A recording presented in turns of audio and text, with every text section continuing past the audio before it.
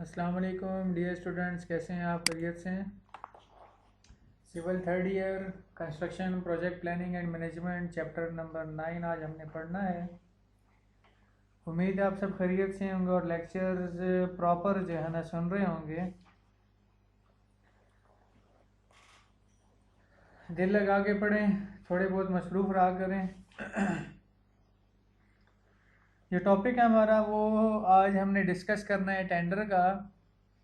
Last time हमने तामीराती काम करवाने के तरीके हमने पढ़े थे कि हमने काम कैसे करवाना है, ठेकेदारों के साथ जो है ना कौन कौन सा मुआहदा करना है, कॉन्ट्रैक्ट क्या होता है, कॉन्ट्रैक्ट की टाइप्स क्या हैं, एग्रीमेंट क्या चीज़ है, एग्रीमेंट के अंदर जो है ना क्या क्या जो है ना शराइत लागू होती हैं, और कॉन्ट्रैक्ट के अंदर जो है ना कौन से लीगल डॉक्यूमेंट्स हमें जो है ना लेने पड़ते हैं या मुआहदा करना पड़ता है, तो किन किन बातों का ख्याल करना पड़ता है, हमारे डॉक्यूमेंट्स कैसे हों, और डॉक्यूमेंट्स के अंदर हमने जो है ना स्पेसिफिकेशन कैसे लिखनी है, और जब काम हम दे दें फिर हमने उसकी सुपरविज़न कैसे करनी है। ये सारी बातें हमने डिस्कस की थी। आज का जो टॉपिक है वो बेसिकली टेंडर का है। आप लोगों को सिंपल सी दो चीज़ों के बारे में पता होना चाहिए कि टेंडर क्या चीज़ है और कोटेशन क्या चीज़ है। ठीक है, तो कोटेशन और टेंडर, टेंडर से पहले जो है ना हम सप्लायर से कोटेशन मंगवाते हैं। कोई रेट्स वगैरह हमें जो है ना फिक्स कॉन्ट्रैक्टर से मंगवा लेते हैं, सप्लायर से मंगवा लेते हैं। और एक और बात बताता चलूँ कि हमारे पास काम करवाने के तरीके ऐसे होते हैं कि टेंडर में कब काम जाता है, कोटेशन क्या चीज़ है, कोटेशन कॉल भी हम कर सकते हैं कि नहीं कर सकते। कुछ काम हमारे पेटी वर्क्स होते हैं। पेटी वर्क्स वो होते हैं कि यानी 25,000 तक काम हो तो आप लोग जो है ना वो पेटी में काम करवा सकते हैं, यानी कैश पकड़ी और चीज़ जो है ना मंगवा ले। ठीक है, डायरेक्ट मंगवा लेते हैं और उसी के बिल प्रोसेस हो जाता है। और फिर बाद औक़ात क्या होता है कि हमारा काम ऐसे होता है जो थोड़ा सा 25,000 से ज़्यादा अमाउंट का होता है, 50,000 तक। तो फिर हम क्या करते हैं, किसी एक कॉन्ट्रैक्टर को पकड़ते हैं, किसी एक गवर्नमेंट सप्लायर को पकड़ते हैं और उसी को जो है ना कोटेशन वहाँ से मंगवाते हैं। उसी एक कोटेशन को हम आगे जो है ना प्रोसेस कर लेते हैं, उसी से चीज़ मंगवा लेते हैं। और जो हमारे सप्लायर होते हैं ये बेसिकली अप्रूव्ड होते हैं हमारी ऑर्गेनाइजेशन के अंदर। जो उन्होंने एप्लीकेशन जमा कराई होती है उनको हमने जो है ना अथॉरिटी दी होती है कि आप यहाँ पर चीज़ें सप्लाई कर सकते हैं। फिर इसी तरह और बाकायदा ये हम न्यूज़पेपर के अंदर भी जो है ना कोटेशन नोटिस देते हैं और इसी तरह टेंडर नोटिस भी देते हैं।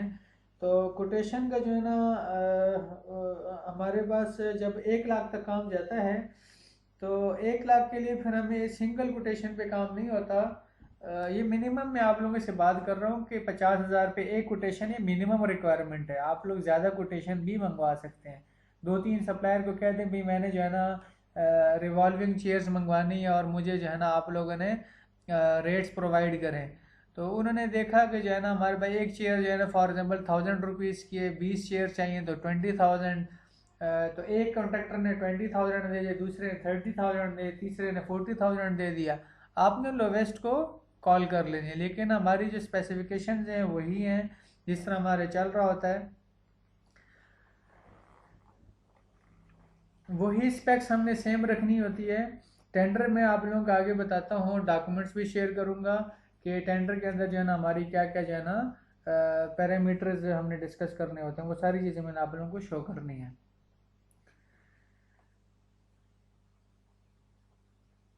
यहाँ बात की है कोटेशन जो है ना हमारे पास है ना response to request for quotation RFQ, और टेंडर जो है ना response to request for the tender. ये हमने जो है ना सिंपल हम कोटेशन भी जो है ना रिक्वेस्ट पे मंगवाते हैं और टेंडर भी जो है ना रिक्वेस्ट पे मंगवा रहे होते हैं। बात हम करते हैं इसकी कोटेशन की कि सबसे पहले आप लोगों ने इसमें क्या करना होता है, प्रोसेस क्या है कि सबसे पहले आप लोग स्पेसिफिकेशन जो है ना टाइप करते हैं कि भाई मुझे जो है ना रिवॉल्विंग चेयर चाहिए और उसकी जो है ना बैक ऐसे होने चाहिए, उसके नीचे जो हमारे पास ट्राईपॉड जो है ना रिवॉल्विंग जो नीचे जो टायर्स लगे हुए हैं वो रबर के होने चाहिए या प्लास्टिक के होने चाहिए या लोहे के होने चाहिए। ये सारी चीज़ें आप लोगों ने बता देनी, प्लास्टिक होना चाहिए, आयरन होना चाहिए। उसके बाद आप लोगों ने सेकंड स्टेप किया, इनवाइट नंबर 3 और मोर। मिनिमम आप लोगों ने 3 मंगवा लिए और 3 से ज़्यादा भी मंगवा सकते हैं। उसके बाद आप लोगों ने कोटेशन जो है ना एवेल्यूएट करनी होती है, ठीक है, उसके डिटेल देखते हैं यानी चेक करते हैं प्रॉपर। फिर आपने डिसाइड करना होता है कि हु टू अपॉइंट, कि हमने किसको बुलाना है। उसके बाद जो है ना आप लोगों ने जो बाकायदा जो है ना जब आप लोग सिलेक्शन कर लें तो आप लोगों ने कोटेशन वालों को बता देना है कि सक्सेसफुल बंदा ये है और जो अनसक्सेसफुल है वो ये हैं, तो नोटिफाई करना होता है प्रॉपर। और उसके बाद जो है लेटर ऑफ अपॉइंटमेंट, जिसको हम कहते हैं कि जो है ना वर्क सप्लाई ऑर्डर है, जो भी चीज़ है मुख्तलिफ नाम हम देते हैं, वो लेटर ऑफ अपॉइंटमेंट है। ये कोई जॉब नहीं मिल गई, ये भी एक जॉब ही है, एक सामान सप्लाई करना है। और उसको जो है ना जब तक वो एंड तक प्रोसेस नहीं करता तो वो अपना बिल क्लेम नहीं कर सकता। जॉब के अंदर भी यही होता है कि आपको काम दिया जाता है, वो काम आप लोग कंप्लीट करते हैं, एक टाइम ड्यूरेशन कंप्लीट करते हैं, वो चीज़ प्रोवाइड करते हैं। जैसे कि हम जाने यहाँ पे लेक्चर दे रहे हैं, हमें लेक्चर देंगे तो हमें सैलरी मिलेगी। इसी तरह ये हमारा जो है ना एक जॉब है, ये हमारी जॉब नेचर है। चलते हैं हम टेंडर के अंदर। और टेंडर मैंने आप लोगों को बताया कि जो है ना 1 लाख से ऊपर वाला काम होगा तो उसके लिए हम प्रॉपर टेंडर करते हैं। टेंडर करने के लिए सबसे पहले क्या होता है, एडमिनिस्ट्रेटिव अप्रूवल होती है कि आप लोगों ने जो है ना जो आपका डिपार्टमेंट है उनको जो है ना पता होना चाहिए कि जो है ना कोई काम करवाना है तो कैसे करना है। जो कम्पिटेंट अथॉरिटी होती है वो बेसिकली हमारी जो है ना रिक्वायरमेंट्स वगैरह, नेसेसिटीज़ वगैरह यानी ज़रूरियात को मद्देनज़र रखते हुए जो है ना वो आगे जो है ना अप्रूवल देता है। ये नहीं होता है कि जो है ना छोटा सा कॉलेज है और वो जो है ना पैसे बांटने शुरू कर दें। उन्होंने प्रॉपर देखना होता है, उनको जो है ना हमारा प्लेंथ एरिया पता होता है, कवर्ड एरिया पता होता है, उसी हिसाब से उनके पास बजट होता है, उसी हिसाब से वो बजट आगे हमें प्रोवाइड कर रहे होते हैं, ठीक है। तो सबसे पहला काम जो है ना हमारे पास क्या है कि एडमिनिस्ट्रेटिव अप्रूवल है। और अगर कोई रोड वगैरह का महकमा है तो उसी हिसाब से फिर उनको पता होता है कि हमारा जीटी रोड है, तो जीटी रोड हमारा जो है ना रिपेयर करनी है, टेक्सला टू हसन अब्दाल करनी है, तो हमें जो है ना पता होना चाहिए 15-16 किलोमीटर जो है ना फासला है।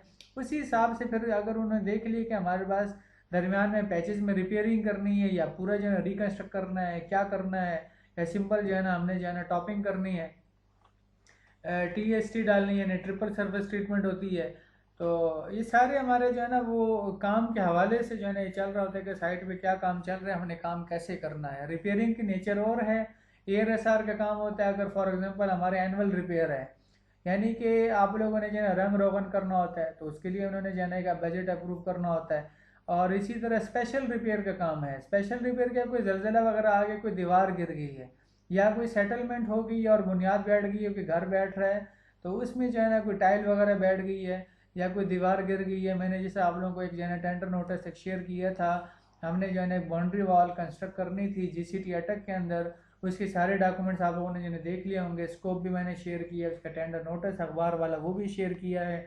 अभी मैंने आप लोगों को चीज़ें और भी दिखानी है, आप लोग देखते रहिएगा। तो हमने सबसे पहला काम क्या है कि एडमिनिस्ट्रेटिव अप्रूवल लेनी होती है। उसके बाद टेक्निकल सेंक्शन है। टेक्निकल सेंक्शन हमारे पास जो डिपार्टमेंट होता है उसमें जो कंपिटेंट ऑफिसर यानी कंपिटेंट अथॉरिटीज़ होती हैं उनसे मंजूरी लेनी होती है, और इसी मंजूरी को हम क्या कहते हैं, टेक्निकल सेंक्शन कहते हैं। और इसमें क्या होता है कि हमने जो है ना सारी तजवीज़ें ले लेते हैं कि भाई हर हिसाब से जो है ना इन्होंने ठीक है, रोड इतनी है और सेटलमेंट हुई है, ये जो भी प्रॉब्लम है क्योंकि हमने रिक्वेस्ट की होती है उसी हिसाब से काम चल रहा होता है। तो टेक्निकल सेंक्शन के मतलब ये है कि हमने हर चीज़ देखनी है कि आया वो दुरुस्त है भी कि नहीं है, अच्छी तरीके से हमने जायज़ा लेना होता है, ठीक है। फिर हर बंदे के पास जो है ना अपनी एक वो है, एक रेंज है। हमारा जो है ना चीफ इंजीनियर है, वो जो है ना 3 करोड़ से ज़ायद काम की अप्रूवल दे सकता है। इसी तरह सुपरिटेंडेंट इंजीनियर है, वो 3 करोड़ तक दे सकता है। इसी तरह हमारा जो है एक्सीएन है वो 75 लाख तक दे सकता है। ये टॉपिक मैंने आप लोगों से पहले भी डिस्कस किया हुआ है, ठीक है। इसी तरह हमारा टेफ्टा डिपार्टमेंट के अंदर कुछ हमने जो है ना एक फ्रेमवर्क सेट किया हुआ है कि कुछ रेंज जो है ना वो प्रिंसिपल के पास है, कुछ जेडम के पास है, कि इसी तरह हमारा जो है ना फिर जो हेड ऑफिस में सीईओ साहब बैठे हुए हैं उनके पास है। फिर सीईओ से जो है ना अगर रेंज हट जाए तो उसके बाद फिर चेयरमैन के पास जाता है, ठीक है। ये सारी चीज़ें इसी तरह चल रही होती हैं। तो टेक्निकल सेंक्शन हमने वहाँ से करवानी होती है। फिर इसके बाद तीसरा स्टेप मैंने लिखा हुआ है बजट प्रोविज़न। जैसे हमारा माली साल आता है, फाइनेंशियल ईयर आता है, तो उसमें जो है ना क्या होता है कि जो है ना बजट एलोकेट कर रहे होते हैं, फंड्स एलोकेट कर रहे होते हैं कि भाई एनुअल रिपेयर के लिए इतना है, स्पेशल रिपेयर के लिए इतना है। इसी तरह आप लोगों को जो है ना जो स्टेशनरी वगैरह का काम है यानी डेवलपमेंट के काम है उनके लिए इतना काम, इतना बजट जो है ना वो आप लोगों ने प्रोवाइड करना है। हमारे बच्चों को जो है ना फीसों वाला का शेड्यूल होता है, वो पैसा इतना आ रहा है, ठीक है। सेकंड शिफ्ट से इतना जनरेट हो रहा है, मॉर्निंग शिफ्ट से इतना जनरेट हो रहा है। इसी तरह फिर जो है ना हमने देखते हैं कि जो है ना हमारी हेल्थ वगैरह है, उसके अंदर जो है ना हमने कितना जो है ना डोनेट करना है। तो मुख्तलिफ जो है ना हमारे जितने भी जो है ना डिपार्टमेंट्स होते हैं, जितने उनके हेड्स होते हैं, उनको जो है ना हम देख रहे होते हैं और फिर आगे उसी हिसाब से बजट जो है ना अप्रूव करते हैं, ठीक है। इसके बाद जो है ना रिलीज़ करते हैं कि हमने जो है ना डिपार्टमेंट जो है ना वो क्या कर रहा होता है कि बाज़ औक़ात काम चल रहा होता है, बड़ा काम होता है, तो आहिस्ता आहिस्ता फेजेस में जो है ना वो बजट जो है ना वो रिलीज़ कर रहे होते हैं। बाज़ औक़ात ये होता है कि एकदम दे देते हैं कि भाई ये आपका जो है ना बजट है, ये आपका फ़ंड है, रिलीज़ कर दी है, आगे जो है ना आप लोग जो है ना पूरे साल जो है ना इसी बजट से काम जो है ना वो चलाते रहें। और अगर उसको यूज़ नहीं करेंगे तो लास्ट में जो है ना वो रीबैक हो जाता है, वापस कर देते हैं। इसके बाद लास्ट में एक पॉइंट लिखा हुआ है acquisition of land. Acquisition of land, अगर हमारा डिपार्टमेंट है ना उसने ज़मीन पहले से जो है ना वो कब्ज़ा किया हुआ है और एक प्रॉपर जो है ना एक लैंड है हमारे पास, तो उसके ऊपर वर्किंग कर रहे हैं, तो इस फिर स्टेप की हमें जो है ना ज़रूरत नहीं होती है। लेकिन हमें लैंड बतानी पड़ती है कि भी मैं यहाँ पर जो है ना फॉर एग्जांपल एक चीज़ बना रहा हूँ, तो उसकी मुझे एक्विजिशन लेनी पड़ती है, ठीक है। ये नहीं होता है कि जो है ना ग्राउंड खाली है, ग्राउंड के अंदर जो है मैं बिल्डिंग बना दूँ, ऐसा नहीं होता। मुझे प्रॉपर जो है ना वो लोकेशन शेयर करनी होती है कि आइडियल लोकेशन है ये, यहाँ पर मैं जो है ना पार्किंग रख सकता हूँ, यहाँ पर जो है ना मैं बस स्टैंड रख सकता हूँ, यहाँ पर जो है ना मैं प्लेइंग एरिया है, यहाँ पर मैं कैंटीन बना सकता हूँ अगर कैंटीन ना बनी हो, यहाँ पर मैं मस्जिद बना सकता हूँ। उसी हिसाब से हमने जो है ना जो लैंड होती है उसकी एक्विजिशन लेनी होती है, ठीक है। तो ये टेंडर से पहले ये सारे काम हमने करने होते हैं। इसके बाद फिर जो है ना हम टेंडर डॉक्यूमेंट्स वगैरह जो है ना बनाते हैं, वो भी मैं आप लोगों को बताता हूँ कि आप लोगों ने जो है ना जब टेंडरिंग कर रहे होते हैं तो इसके अंदर जो है ना कौन कौन सी चीज़ें जो है ना देखनी होती हैं, ठीक है। टेंडर के अंदर सिर्फ ये नहीं होता कि आप लोगों ने कोई काम जो है ना कंस्ट्रक्ट करना है, आप लोगों ने कोई सामान मंगवाना है तो सप्लाई भी आता है इसके अंदर सब चीज़ें आती हैं, ठीक है। और इसमें सबसे पहले हम क्या करते हैं कि जो है ना कॉन्ट्रैक्ट डॉक्यूमेंट्स बनाते हैं। डॉक्यूमेंट्स के अंदर जो है ना हमने सारी चीज़ें लिखनी होती हैं कि ये टर्म एंड कंडीशंस हैं और ये हमारा जो है ना सारा जो है ना हम अपना ड्राइंग्स वगैरह, स्पेसिफिकेशन वगैरह, रेट्स वगैरह बताते हैं और अपने पैसों के भी हिसाब बताते हैं कि हमने पैसे कैसे देने हैं। और फिर हम बताते हैं कि भाई आप लोगों ने मशीनरी कैसे यूज़ करनी है और रिपेयर एंड मेंटेनेंस कैसे करनी है, ठीक है। और अगर कोई लड़ाई वगैरह हो जाए, डिस्प्यूट अगर क्रिएट हो जाता है, तो उसके अंदर जो है ना फिर हमने जो है ना कोर्ट वगैरह का जो है ना सहारा लेना है। तो ये सारी चीज़ें कॉन्ट्रैक्ट डॉक्यूमेंट्स के अंदर हमने मेंशन करनी होती हैं।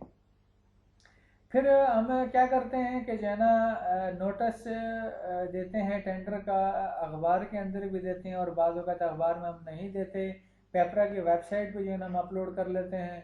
और इसी तरह फिर टेंडर की हम फीस रखते हैं, decision of price of tender के 500 रुपये का टेंडर है, 1000 रुपये का टेंडर है, वो काम का नौयत के हिसाब से। आपका काम अरबों में है तो फिर उसी हिसाब से जो है ना हम टेंडर फीस भी रखते हैं। अर्नेस्ट मनी क्या होती है? हमारा बेसिकली जो हमारा प्रोजेक्ट चल रहा होता है उसकी जो है ना 2 से 2.5% या 5% वो हम जो है ना एक कुल जो हमारी अमाउंट होती है, फॉर एग्जांपल 10 लाख है, 10 लाख आप लोगों ने 2% 5% निकाले हैं, वो आप लोगों ने एक ज़र ज़मानत के तौर पे आप लोगों ने रखनी होती है, ठीक है। इसको हम जो है ना CDR भी कहते हैं। सिक्योरिटी मनी क्या होती है? जब आप लोग काम वगैरह कर लेते हैं तो काम करने के बाद जो है ना हमारे पास कुछ परसेंट हम सिक्योरिटी रख लेते हैं, ठीक है। ये CDR भी हमारी सिक्योरिटी ही होती है। ये जो लास्ट वाला है इसमें जो है ना हम क्या कर रहे होते हैं कि अमूमन जो है ना जब ठेकेदारों को बिल दे रहे होते हैं तो साथ में जो है ना हम सिक्योरिटी मनी रख रहे होते हैं कि फ्यूचर में जो है ना कोई जो है ना हमारा प्रॉब्लम आ जाए, जिसको हम लाइबिलिटी पीरियड कहते हैं, कि अभी जो है ना रंग रोगन किया और देखा भाई 15 दिन के बाद दोबारा रंग रोगन उतर रहा है, वजह क्या थी? उन्होंने सरफेस सही तरीके से तैयार नहीं की थी, तो इस वजह से वापस गिर गई, अपने सर्विस प्रिपेयर नहीं की, या फिर 2 नंबर माल लगाया, तो उसी हिसाब से वो चीज़ें हम सिक्योरिटी रखते हैं। अब टेंडर को हमने जो है ना इन्वाइट करना होता है, तो इसमें जो है ना हमारे पास मुख्तलिफ तरीके हैं। एक ओपन कंपटीशन है, मैंने पेपर की वेबसाइट पे या अखबार में जो है ना टेंडर दे दिया, और उसमें क्या करना है कि जो है ना सब लोगों ने पार्टिसिपेट किया। अब सब लोगों ने पार्टिसिपेट किया, तो मैंने बाकायदा जो है ना टेंडर को जो है ना फिर देखना है। वो भी चीज़ मैं आपको बताता हूँ कि टेंडर मैंने सेलेक्ट कैसे करना है, ठीक है। तो आप लोगों ने क्या किया, टेंडर तलब कर लिया, उसमें फिर जो है ना सारी ज़रूरी कार्रवाइयाँ, जो पैरामीटर्स हैं, जो भी कोडल फॉर्मेलिटीज़ हैं, वो हमने देख ली। और detail estimate, specification, term and condition और जनरल कंडीशन, स्पेशल कंडीशन, ये सारी चीज़ें देखने के बाद जो है ना हम देख लेते हैं। और फिर हम जो है ना क्या कर लेते हैं कि जो सबसे लोवेस्ट आ रहा होता है उसको जो है ना हम सेलेक्ट कर लेते हैं, ठीक है। कंपैरेटिव स्टेटमेंट बनाने के बाद, कंपैरेटिव स्टेटमेंट क्या होती है वो भी मैं आप लोगों को चीज़ दिखाता हूँ कि आप लोगों ने क्या कंपैरेटिव स्टेटमेंट बनानी कैसी है, होती कैसी है। बाद औक़ात ये होता है कि सेकंड जो पार्ट है, सिलेक्शन ऑफ कॉम्पिटेंट कॉन्ट्रैक्टर, ये काम असल में ना खुलेआम दावत नहीं करते। हम क्या करते हैं कि जो है ना 5-6 कॉन्ट्रैक्टर, जो अच्छे अच्छे कॉन्ट्रैक्टर होते हैं, उनको हम बुला लेते हैं, और उन्हीं को जो है ना आपस में जो है ना हम बात कर लेते हैं कि भैया आप लोग अपना जो है ना एक रेट रखें, और ठेकेदार आते हैं और अपना वो रेट पुट करते हैं। उसमें फिर हम देखते हैं जो लोवेस्ट होता है उन्हीं को हम काम दे देते हैं। बाद औक़ात ऐसी नौयत होती है कि रेट बहुत कम प्रोवाइड कर जाते हैं, लॉस में जा रहा होता है। तो आप लोगों ने ऐसे ठेकेदार को भी काम नहीं देना, क्योंकि हमारे पास वो लोवेस्ट रेट के अंदर वो क्वालिटी प्रोवाइड नहीं करेगा, ठीक है। आप लोगों ने सिर्फ कॉस्ट नहीं देखनी कि अपने जो है सिर्फ पैसा को देखना होता है। आप लोगों ने आगे देखना है कि मैं अगर यहाँ पर 10 लाख लगा रहा हूँ, इसकी जगह अगर 11 लाख लग जाए तो काम अच्छा हो जाएगा, लॉन्ग टर्म जो है ना हमें उसका बेनिफिट मिल रहा है। लेकिन हम बाज़ औक़ात 1 लाख को बचाने की खातिर अपना वो जो 10 लाख होते हैं उसको हम डबो रहे होते हैं, ठीक है। 1 लाख हमने बचा लिया, लेकिन ये नहीं देखते कि पीछे हमारे ग्रैंड अमाउंट 10 लाख लगी हुई है, क्या इस 1 लाख की वजह से वो 10 लाख डूब सकते हैं, ठीक है। तो आप लोगों ने इन चीज़ों को देखना होता है कि लोवेस्ट वाले को हमेशा नहीं देखना कि बहुत लोवेस्ट हो तो आप लोग उसको रिजेक्ट कर देते हैं। इसके बाद हमारे पास नेगोशिएशन है। आप लोगों ने जो है ना टेंडर जो है ना हमें काम करवाना है, लेकिन ये तरीका जो है ना हम सूटेबल नहीं होता, ठीक है। ये बाज़ औक़ात जो है ना कोई ऐसे हालात प्रोवाइड हो गए हैं कि कोई स्पेशल रिपेयर का काम है, और हमें जो है ना, या फिर ऐसे होता है कि बाज़ औक़ात कोई काम ऐसा होता है कि कॉन्ट्रैक्टर आते हैं और उनको जो है ना वो रेट्स फिक्स नहीं हो रहे थे, बहुत कम रेट या बहुत हाई रेट दिए होते हैं, तो सिलेक्शन नहीं हो रही होती, हमें प्रॉब्लम होती है थोड़ी सी। या फिर कॉन्ट्रैक्टर नहीं आ रहे होते, क्यों नहीं आ रहे होते, वो कहते हैं भाई आप लोगों ने जो है स्पेसिफिकेशन बड़ी टाइट रखी हुई है। ये चीज़ें मैं आप लोगों से डिस्कस करूँगा कि जो है स्पेसिफिकेशन जो है ना अगर बहुत ज़्यादा डिटेल में लिख दें तो उसके भी एक नुकसान ये होता है, कॉन्ट्रैक्टर पहले जब देखता है कि जो है ना ये 20 सफ़ों की जो है ना सिर्फ स्पेसिफिकेशन लिखी हुई है, तो वो देखते ही डर जाता है कि भाई हमारे पास रेत इस किस्म की इस्तेमाल करनी है, क्रच इस तरह इस्तेमाल करनी है, सीमेंट ये इस्तेमाल करना है, इसके ये टेस्ट होना चाहिए, ये फॉर्मेलिटी है, वो फॉर्मेलिटी है। तो वो बहुत ज़्यादा स्पेसिफिकेशन हम अगर जो है ना शेयर कर लें, वैसे करने हैं आप लोगों ने, ठीक है, जामे अल्फाज यूज़ करने, लेकिन वो ड्रावा नहीं करना है कि आप उन सफ़े के सफ़े भरे हुए हैं। तो उस सूरत हाल में फिर क्या होता है कि हम जो है ना फिर जब कोई कॉन्ट्रैक्टर अप्लाई नहीं कर रहा होता, तो फिर हम जो है ना बाकायदा नेगोशिएशन के तरीके से जो है ना हम कम अज़ कम रेट से भी जो है ना थोड़ा सा जो है ना एक कॉन्ट्रैक्टर को पकड़ लेते हैं, उनको कहते हैं यार ठीक है यार थोड़ा सा ये रेट बढ़ा लो, 2-4% और बढ़ा लें, और ये काम हमें कर दें, ठीक है।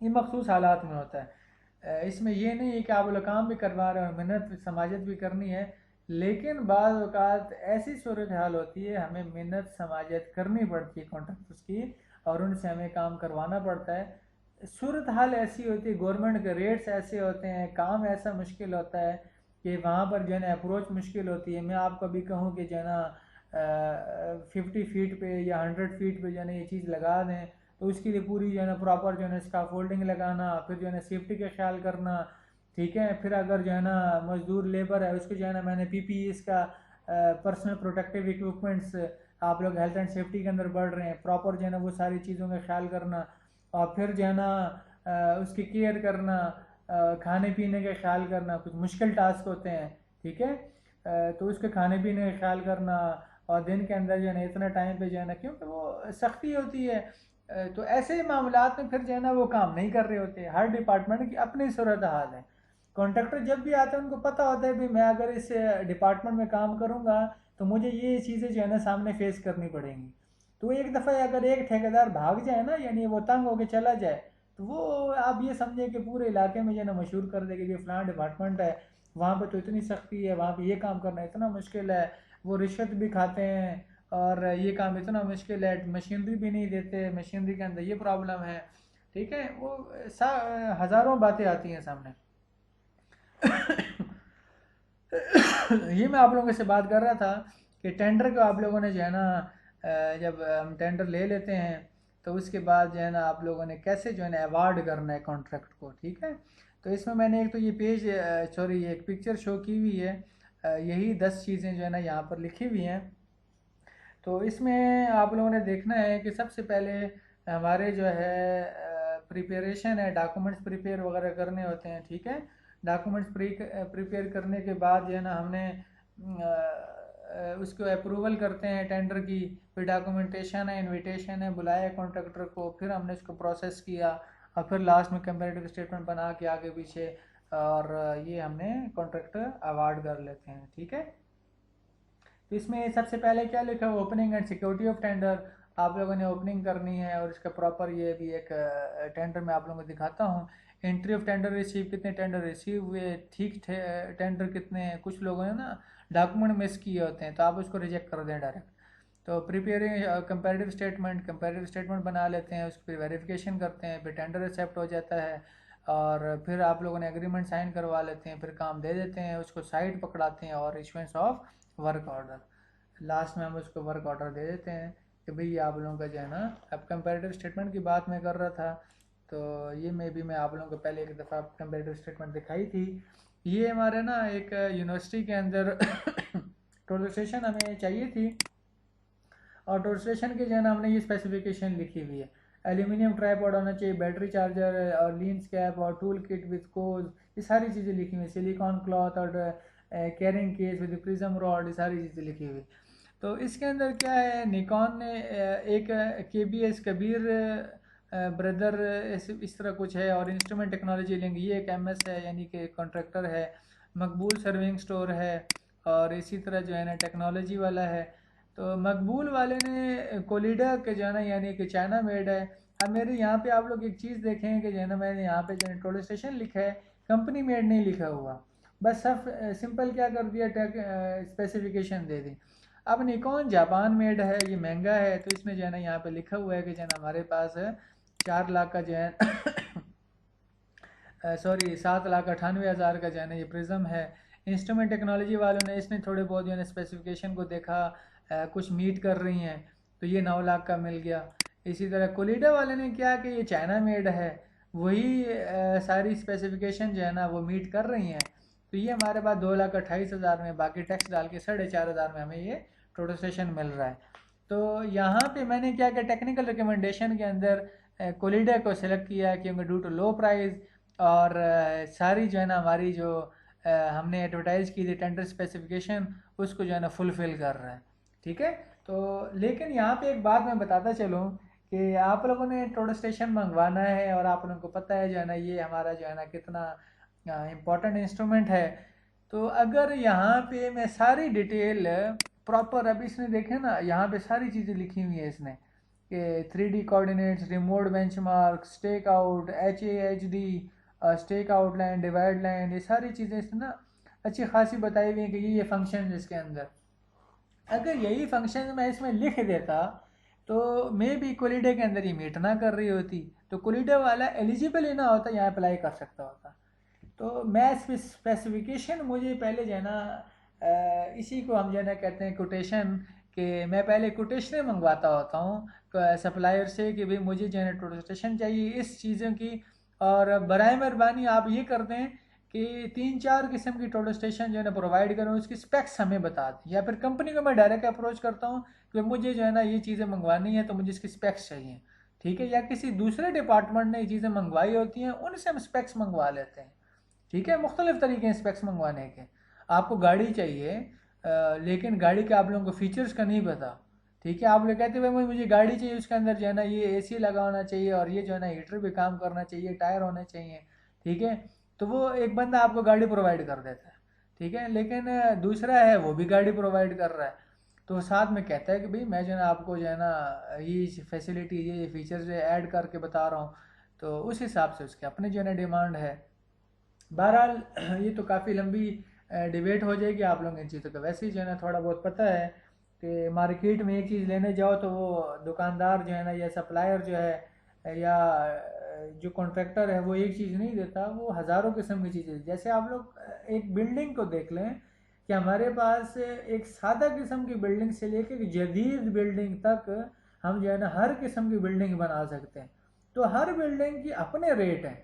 आप लोगों ने सिल्वर कैटेगरी में काम करना है, गोल्ड कैटेगरी में काम करना है, प्लैटिनम कैटेगरी में काम करना है, किस कैटेगरी में काम करना चाह रहे हैं उस हिसाब से डील करें। तो उस हिसाब से आपको कहें कि भी आपने सिल्वर कैटेगरी के अंदर अगर स्ट्रक्चर बनाना है तो ये रेट है, गोल्ड में करना है तो ये रेट है, प्लैटिनम के अंदर करना है तो ये है। What is silver, gold and platinum? Silver के अंदर जो है ये स्पेक्स हैं, सीमेंट इस तरह यूज होगा, ईंट ये वाली यूज होगी, 2 नंबर ये है, या फर्स्ट क्लास है, टाइल मार्बल लगेगा, या फिर जो है ना हमारी जो है ना इम्पोर्टेड टाइल्स लगेंगी, हमारी बात की सैनिटरी फिक्सर्स कैसी यूज़ होनी है, छत के अंदर मैंने सरिया कौन सा यूज़ करना है, इस कंपनी के यूज़ करना है। प्लाटिनम में आ जाए, गोल्ड में आ जाए, वहाँ पे स्पेक्स और टाइट हो रही हैं कि मैंने जो है ना ये चीज़ यूज़ करनी है। प्लाटिनम में चले जाए वो और जो है ना वो चाह रहा होता है। तो हर किसी का अपना एक स्टैंडर्ड सेट किया होता है, ये उसी हिसाब से चल रहा है। तो ये आप लोगों को मैंने कंपेरेटिव स्टेटमेंट दिखाई। ये डॉक्यूमेंट आपने देखा था कि एक जो है ना स्पेशल रिपेयर वर्क था, रिकन्स्ट्रक्शन करनी थी दीवार की, और उसकी अर्नेस्ट मनी आपके सामने लिखी हुई है कि 5% एक अमाउंट है 8,11,000, हमने उसके ऊपर का एस्टिमेट बनाया। 5% 40,000 ये उसने क्या करना है, CDR हमें जमा करानी है प्रिंसिपल के नाम पे। 10 दिन का हमने टाइम दिया, और जो रिसीविंग करनी है टेंडर की वो ये डेट लिखी हुई है, और जो ओपनिंग की डेट है वो हमारे जो है ना 12 बजे, 11:30 तक हम टेंडर ले सकते हैं और 12 बजे हमने ओपन कर देना। ये टर्म एंड कंडीशन लिखा हुआ है कि हमारा जो है ना GST पेयर और NTN यानी कि टैक्स पेयर होना चाहिए, रजिस्टर्ड होना चाहिए, और कोटेशन जो है 3 महीने तक जो है वैलिड होनी चाहिए। और इसी तरह जो है ना 12 बजे ये सारा लिखा हुआ है कि अकेडमी ARSR कमेटी के जो है ना सामने जो है ना वो आप लोगों का जो है ना टेंडर जो है वो ओपन होगा। और पेमेंट जो है ना कैसे देनी है हमने बता दिया कि जो है ना चेक में देनी है, हमने कैश नहीं देनी, और डिडक्शन करनी है हमने ऑल टैक्सेस। ठीक है, ऑल टाइप ऑफ टैक्सेस। अक्सर जो है ना हमारा जो है ना रफड़ा बना होता है कि जो है ना कॉन्ट्रैक्टर कहता है ये टैक्स इतना होता है उतना होता है, तो पहले चीज़ें हम बता देते होते हैं। और रेट जो है ना वो हमारे जो है ना जो भी हमने लिखा हो तो वो सारे जो है ना टैक्स पेएबल होने चाहिए, कंसिडर होने चाहिए। और हमारी कंपिटेंट अथॉरिटी है उसका राइट है कि जो वो रिजेक्ट करे एक्सेप्ट करे, वो उसकी मर्जी। अर्नेस्ट मनी के बताया हुआ है 5% है, यही चीज़ें ऊपर लिखी हुई हैं। ठीक है, और लोवेस्ट बिडर जो है ना वो इसी तरह सारी बात कर रहा है कि performance security in the shape of CDR, ये वही बात ऊपर वाली बात कर रहा है कि principal government college of technology Attock के नाम से हमने देखना है। फिर आप लोगों ने टेस्ट रजिस्ट्रेशन यानी पेपरा के रूल्स के मुताबिक यानी प्रा टैक्स, PST टैक्स, और इसी तरह NTN है, GST है, ये सारे टैक्स रजिस्ट्रेशन के जो सर्टिफिकेट्स आप लोगों ने अटैच करने हैं और अटेस्टेड होने चाहिए। और दूसरी चीज़ यानी फाइलर तो है ही, और दूसरी चीज़ के एक्टिव होना चाहिए। कुछ लोग जो है ना अपने आप को रजिस्टर्ड कर लेते हैं और फिर एक्टिव नहीं होते, टैक्स रिटर्न नहीं कर रहे होते। तो इसमें फिर जो है ना आगे जो है ना ब्लैक लिस्टेड जो है ना फॉर्म अप्लाई ना करें, और क्यूरीज के लिए जो है ना एक कॉन्टेक्ट नंबर और ये एड्रेस दिया हुआ है। साथ में आप लोगों ने ये एक एस्टिमेट देखा था। ये एस्टिमेट बेसिकली मेरा ही था, यानी जो मैंने हेड ऑफिस भेजा इसमें मेरे रेट लिखे हुए हैं, कॉन्ट्रैक्टर के रेट यहाँ पे नहीं लिखे हुए। ठीक है, तो डिसमेंटलिंग करना था, ये हमारे नीचे आप लोग देख रहे होंगे। मे बी एक और फाइल आप लोगों को दिखानी पड़े।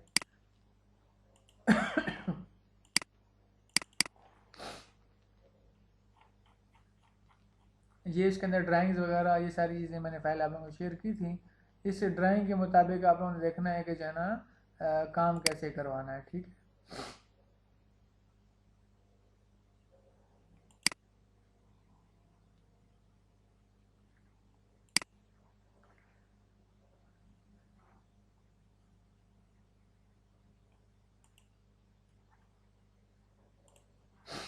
पेपरा की वेबसाइट आप लोगों ने टाइप करनी है गूगल के ऊपर। तो पेपरा की वेबसाइट पे डेली बेसिस पे ना टेंडर अपलोड हो रहे होते हैं, ठीक है। तो यहाँ से मैंने जो है ना एक दो टेंडर अभी आपके सामने ओपन किए हैं। मैं आप लोगों को दिखाता हूँ।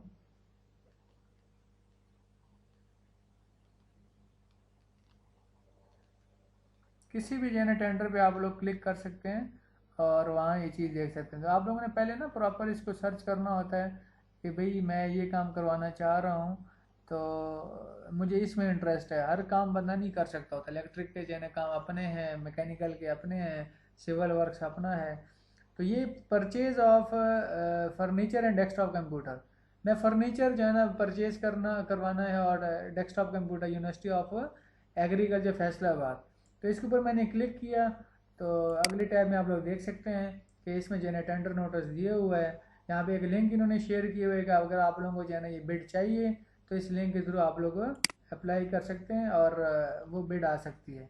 वो बिड मैंने ऑलरेडी डाउनलोड की हुई है। सॉरी, इनके जो है ना अपनी एक वेबसाइट के अंदर जो है ना एक टेंडर के जो है ना इन्वेंट्री कंट्रोल है, ये सारी चीज़ें यहाँ पर लिखी हुई हैं। मैंने इसके ऊपर क्लिक किया तो अगले जो है ना हमारे पास जो है ना वो पीडीएफ की फ़ाइल है और 63 पेजेस की जो है ना ये हमारा बिडिंग डॉक्यूमेंट है। और प्रॉपर जो है ना इसके अंदर सारी चीज़ें लिखी हुई हैं, इंस्ट्रक्शंस दी हुई हैं कि कोई कटिंग नहीं होना चाहिए, कोई इरेजिंग नहीं होना चाहिए। बिड जो दे रहे हैं वो जो है ना आप लोगों ने सारी चीज़ें जो डॉक्यूमेंट्स के अपने रूल्स हैं रेगुलेशन उसको फुलफिल कर रहा हो, और टाइप बिड एक्सेप्ट होनी चाहिए, यानी हाथ से ना लिखा हो, और टेप बैंडिंग उसको प्रॉपर बैंडिंग की हो, सीडीआर जो है ना वो साथ में होनी चाहिए, यानी बैंक गारंटी होनी चाहिए। और अगर ये चीज़ें नहीं होंगी तो यहाँ पे लिखा हुआ है कि respective bid shall stand cancel in the case of not fulfil special instructions. तो इसके अंदर ये सारा जो है ना अगर ये डॉक्यूमेंट मैं आप लोगों को दिखा दूँ तो इसमें इसने बड़ी मेहनत से जो है ना ये डॉक्यूमेंट बनाया हुआ है और सारी चीज़ें जो है ना वो लिखी हुई हैं। और ये वही है जो अभी आप लोगों ने स्लाइड्स के अंदर देखा। इनविटेशन ऑफ बिड्स है, इंस्ट्रक्शंस हैं, बिड डेट शीट है, टर्म एंड कंडीशन बताई हुई हैं, स्केड्यूल बताया हुआ है, टेक्निकल स्पेसिफिकेशन बताई हुई हैं। ये इसने जो है ना वही जिस तरह मैंने भी आप लोगों को एक टेंडर नोटिस जीसी टेटक वाले दिखाया था कि जो है ना ये डेट है, रिसीविंग टाइम इतना है, ठीक है 29। जो कोई कॉन्ट्रैक्टर का जो है ना पुत्र है या जो है ना अब्बा जी या कोई चाचा मामा जो है ना काम कर रहा है तो उसको कह सकते हैं आप लोग कि 29 की डेट तक आप लोग जो है ना 11 बजे तक जो है ना ये रिसीविंग टाइम है, तो यहाँ पे ये टेंडर जमा करा सकते हैं, ठीक है। तो ये बताया हुआ कि टेंडर फीस 500 है और ये सारी चीज़ें बताई हुई हैं, ठीक है। उमर से डायरेक्टर है कमेटी के बिहाफ पे जो उसने सेंड किए हुए इंस्ट्रक्शन सारी दी हुई हैं। बहरहाल ये अच्छा खासा डॉक्यूमेंट है, ये मैं आप लोगों से शेयर कर दूंगा। तो इसमें आप लोग जो है ना इसको तसल्ली के साथ पढ़ लें। और इसमें मैं सारी चीज़ें बताई हुई हैं कि जो है ना जो सप्लायर है उसके जो है ना रजिस्ट्रेशन होनी चाहिए, नेशनल एनटीएन नंबर यानी नेशनल टैक्स नंबर और सेल टैक्स नंबर, ठीक है। STN with the federal board of revenue FBR के अंडर जो है ना हम रजिस्टर्ड होते हैं, ये कॉन्ट्रैक्टर्स हैं। ये सारी चीज़ें उसने बताई हुई हैं। और सिर्फ जो है ना गवर्नमेंट जो कॉन्ट्रैक्टर्स हैं वो अलाउ हैं और कोई अलाउ नहीं हो सकता, ठीक है। और प्रॉपर जो है ना हर चीज़ लिखी हुई है इसमें, कॉस्ट कैसी है, कंटेंट क्या है, बिड डेट चीज जी, general condition, schedule, special condition, technical, bid form, price, manufacturer authorisation form, ठीक है। कुछ लोग ऐसे होते हैं ना कि अपने ही घर में एक चीज़ बना रहे होते हैं लेकिन वो रजिस्टर्ड नहीं होते हैं, ठीक है। हर बंदा गाड़ी नहीं बना सकता, जो रजिस्टर्ड कंपनीज होती है वही बनाएगा। कोई अगर जो है ना टफ टायर बना रहा है तो वो रजिस्टर्ड कंपनी है, लोकल नहीं उठाना। तो इस तरह के मैन्युफैक्चरर ऑथराइजेशन फॉर्म है, ठीक है। ये सारी चीज़ें हमने जो है ना देखनी होती है।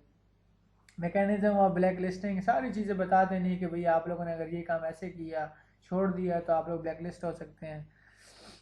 तो इसमें जो है ना, और लैंग्वेज आप लोगों ने प्रॉपर जूम आने अल्फाज यूज़ नहीं करने, मे बी, कैन बी, इस तरह के जो है ना आप लोग जो है ना कहें कि मैं जो है ऐसे प्रोवाइड कर दूँ, नहीं, अथेंटिक वर्ड लिखें कि आप लोगों ने ऐसी चीज़ जो है ना प्रोवाइड करनी है, ठीक है। और उसमें कोई दोगले अल्फाज ना हो कि बंदा कहे जो है ना यहाँ पे जो है ना ये कैसे जो है ना इसको हम पकड़ें। तो अक्सर जो है ना कॉन्ट्रैक्टर इन्हीं चीज़ों को देख रहे होते हैं कि जो हमारा क्लाइंट है उसने जो है ना जो टेंडर डॉक्यूमेंट बनाया वो कहाँ पे जो है ना झोल छोड़ रहा है। यहाँ पे उसको रिलैक्सेशन नज़र आती है, झोल नज़र आती है। जैसे मैंने आप लोगों को टोल स्टेशन दिखाया है, तो वहाँ पे उसने देखा कि भाई मैं यहाँ पे अप्लाई कर सकता हूँ, तो उसने चाइना मेड फेंक दिया। अब मैं उसको रिजेक्ट ही नहीं कर सकता, ठीक है, क्योंकि सारी चीज़ें वो प्रोवाइड कर रहा है 2,28,000 के अंदर। तो एक बंदा जो है ना वो मुझे 6 लाख में 9 लाख में प्रोवाइड कर रहा है, तो मैं कर ही नहीं सकता, गवर्नमेंट का मैं पैसा ज़ाया नहीं कर सकता। अब इसको रिजेक्शन के ज़रिए कैसे मैं लेके जाऊँ, हालांकि जैसे मैंने आप लोगों को बताया कि मैंने कोलिडा यूज़ किया हुआ है, फारग टोटल स्टेशन है, लेकिन क्या है कि अब मजबूरी ये लेना है, फंसा पड़ा हूँ। अब इसमें गलती किसकी है? जिसने ये स्पेक्स बनाई हैं, जिसने ये टेंडर डॉक्यूमेंट जो है ना बनाया, उसके अंदर स्पेक्स लिखी, वो इसका जो है ना कसूरवार है कि उसने प्रॉपर जो है ना गाइड सप्लायर को नहीं किया। जैसे उसको कहेगा अभी मैं आपको कह दूँ मुझे क्रश चाहिए, तो क्रश हर बंदा फेंक देगा, मरगला वाला भी फेंकेगा, रोई वाला भी फेंकेगा, सरगोदे वाला भी फेंकेगा, आस पास कई पहाड़ी जो है ना वो किसी ने मशीन लगाई वो भी फेंक देगा।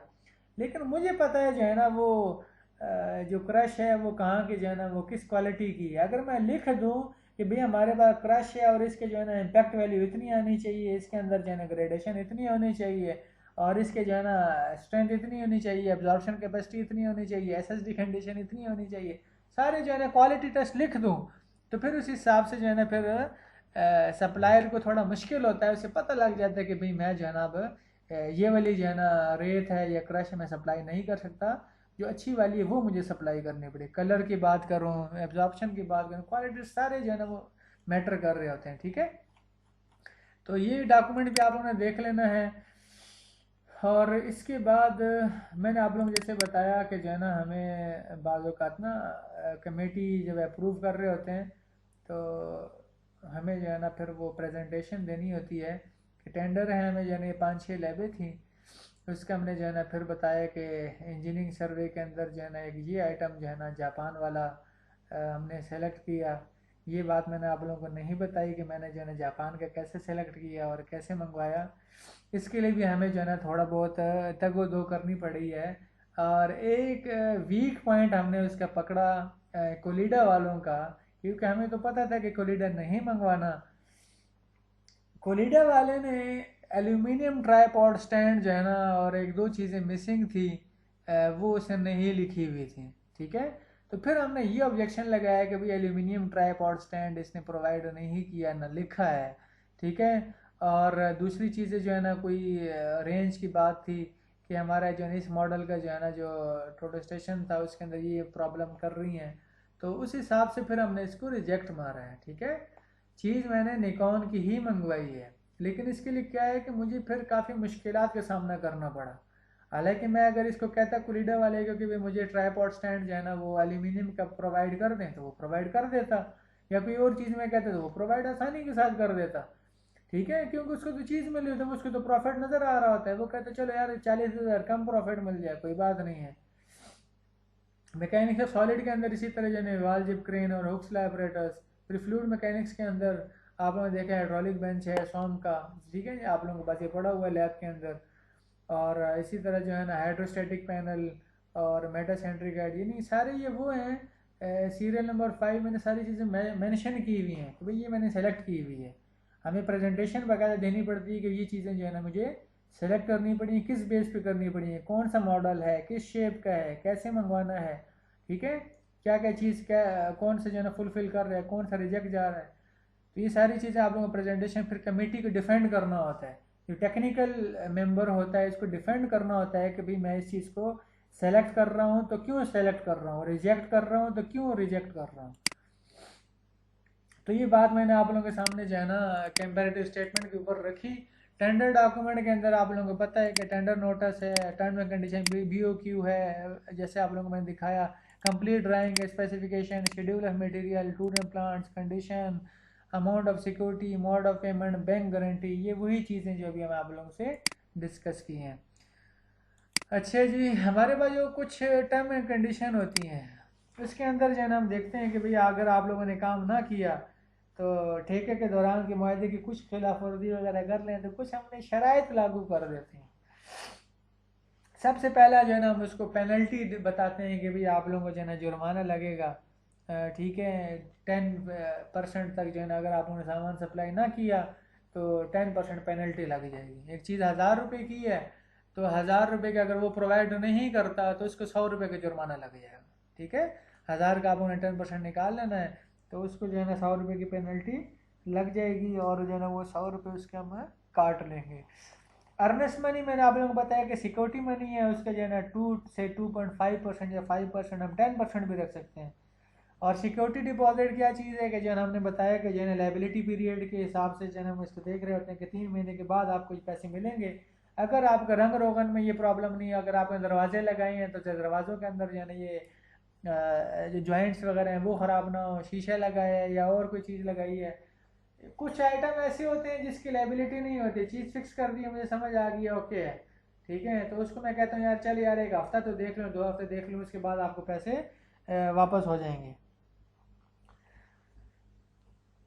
तो मेन ये कंडीशन हम इस वजह से रखते हैं कि हमने उसको थोड़ा सा काबू करना होता है कि वो स्पेक्स के मुताबिक काम करे, ठीक है। रिटेंशन पीरियड क्या है, जितने टाइम में जो है ना वो हमारा उसके जो है ना ये जो पेमेंट है सिक्योरिटी वगैरह वो रुकी रहे हमारे पास, तो वो हमारा रिटेंशन पीरियड होता है। मोड ऑफ पेमेंट मैंने आप लोगों को बताया कि ऐसा ऐसा हम बाज़ औक़ात हम यकमुश्त पेमेंट करते हैं और बाज़ औक़ात हम रनिंग बिल की तरफ जाते हैं। भाई 20% काम कर दिया, ले लो ये पैसे, 30% मजीद काम कर लिया है, चले जी सेकंड बिल में निकालें, थर्ड पर फिर जो है ना तीसरी मरतबा देखा काम बहुत लंबा है तो उस हिसाब से ना हम कुछ अरसे बाद जो है ना वो ठेकेदार कह रहा था मुझे हल्के फुल्के पैसे देते रहा करें, तो हम वो फेवर दे देते हैं, बाज़ औक़ात हम दे देते हैं। मोबिलाइजेशन एडवांस के बाद का ठेकेदार कहता है मुझे एडवांस में पैसे दे दो, भी काम नहीं किया लेकिन मुझे जो है ना वो थोड़ा सा एडवांस में चाहिए, थोड़े से हालात माठे हैं या फिर जो है ना मेरे पैसे यहाँ फंसे हुए वहाँ फंसे हुए हैं, तो इस हिसाब से जो है ना हम जो है ना उसको एडवांस भी दे सकते हैं। सिक्योर्ड एडवांस क्या चीज़ है, बाज़ औक़ात ना सीमेंट क्रश वगैरह चीज़ें जो है ना वो एडवांस में फेंक जाता है, तो उसमें फिर हम क्या कर लेते हैं कि 50 to 75%, 80% तक जो है ना हम उसको पेमेंट सिक्योर्ड एडवांस में दे देते हैं।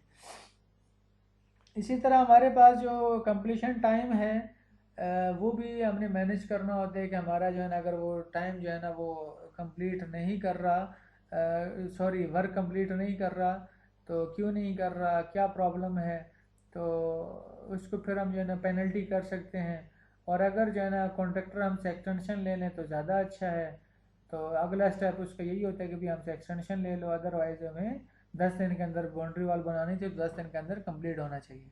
तो मैं जब काम करवा रहा था तो 10 दिन के अंदर काम नहीं हो सकता, कुछ बारिशें आ गई थी और कुछ पुरानी ईंटों को साफ़ करने में टाइम लग गया था, साइट की कंडीशन थोड़ी सी ऐसी थी कि जो है ना पुराना माल जो गिरा हुआ था उसको उठाने में 1-2 दिन लग गए, तो ये सारी चीज़ें हमने देखना होता है। टर्मिनेशन कॉन्ट्रैक्ट अगर काम नहीं करता तो जो है ना मैं उसके साथ जो है टर्मिनेट कर सकता हूँ, क्योंकि वो पाबंदी नहीं कर रहा, ये अथॉरिटी के पास जो है ना वो है, सॉरी कंपिटेंट अथॉरिटी के पास एक राइट है कि वो किसी टाइम भी जो है ना ये काम कर सकता है। उसके बाद अगर कोई लड़ाई वगैरह हो जाए तो फिर हम जो है ना कोई इंजीनियर को या किसी और बंदे को एज आ सालिस के तौर पे काम करते हैं और मसले का हल निकालते हैं, ठीक है। और अगर मसले का हल नहीं निकालते फिर कचहरी की तरफ जो है ना ये बातें जाती हैं। स्पेशल कंडीशन की बात है कि हमने जो है ना मज़दूरों को कैसे जो है ना टेक ओवर करना है, मज़दूरों ने कॉलेज आना है या किसी डिपार्टमेंट में आना है तो उसका इन आउट चेक करना है, मज़दूर जो सामान लेके आ रहे हैं उसकी हमने एंट्री करनी है, मज़दूरों की एंट्री करनी है, आईडी कार्ड हमने उसको देखना है कौन नहीं है, ये ना काम के बहाने इंटर हो यहाँ पर कोई और काम करवाई डाल के चले जाएँ और हमें प्रॉब्लम हो जाए, रिहाइश के बंदोबस्त हमने करना है या वो खुद करेगा, तो ये सारी जो है ना हमने स्पेशल कंडीशंस के अंदर जो है ना बतानी है। बैंक गारंटी में ऑलरेडी बता चुका हूँ कि बैंक गारंटी में हमारे पास वही चीज़ें हैं कि सीडीआर के तौर पे ये चीज़ें हमें देखनी पड़ती हैं। डिफेक्ट्स हैं कुछ ज़ाहरी हमारे पास जो है ना डिफेक्ट्स होते हैं और कुछ हमारे जो है ना पोशीदा होते हैं। ज़ाहरी में ये होता है कि हमारे पास नज़र आ रहा है कि भाई जो है ना एक रद्दा लगा रहा है सीधे जो है ना लाइन में नहीं लगा रहा, प्रॉब्लम क्रिएट कर रहा है, एक ईंट इस तरफ लगा रहा है दूसरी उस तरफ लगा रहा है, जॉइंट सही नहीं लगा रहा, तो उसमें हमें जो है ना फ़ौरन जो है ना हमें बता देना चाहिए।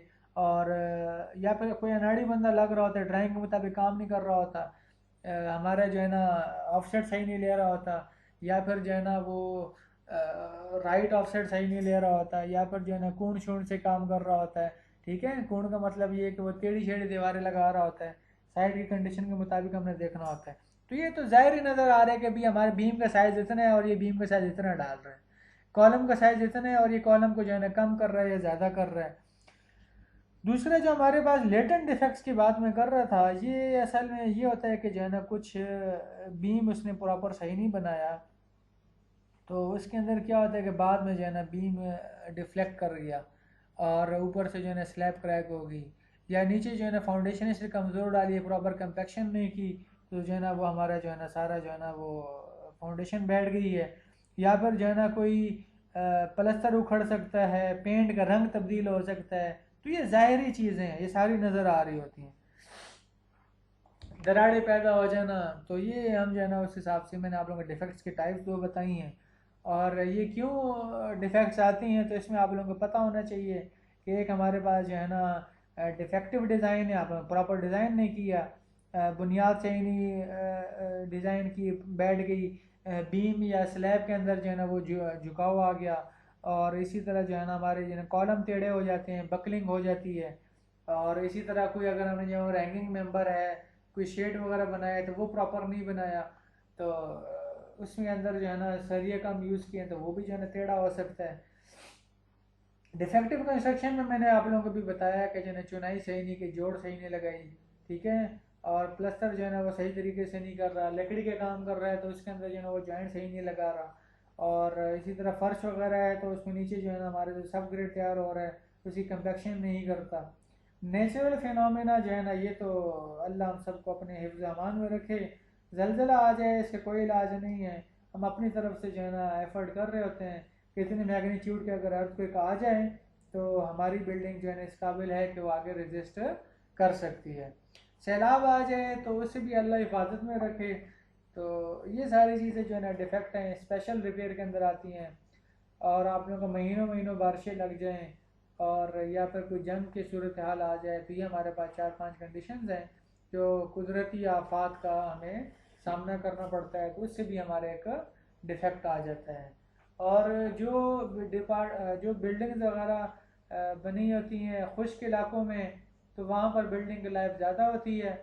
और जो पानी वाली जगह हैं, सेम वाली जगह है या फिर बारिशें ज़्यादा होती हैं, डेफिनेटली उस बिल्डिंग की थोड़ी सी लाइफ कम होती है, उसकी केयर ज़्यादा करनी पड़ती है, उसके जो है ना हमें मैनेज करना होता है। ये आप लोगों का आज का लेक्चर था जो कि मैंने आप लोगों को तकरीबन ब्रीफ कर दिया है। और ये सप्लाई ऑर्डर तो मैंने आप लोगों को पहले दिखा दिया था कि जो चीज़ें सेलेक्ट हो गई सप्लाई ऑर्डर हम लास्ट में दे देते हैं। ठीक है, कि ये हमारा जो है ना एक supply order national scientific corporation वालों को हमने दिया, यही आइटम उसने प्रोवाइड करने हैं। ठीक है, और आई थिंक ये एक और इसी तरह कोटेशन वगैरह थी, मैंने सारी चीज़ें बता दी हैं आप लोगों को। होप सो आप लोगों को सारी चीज़ें समझ आ गई होंगी। अल्लाह आप लोगों को खुश रखे। Take care. अल्लाह हाफिज़।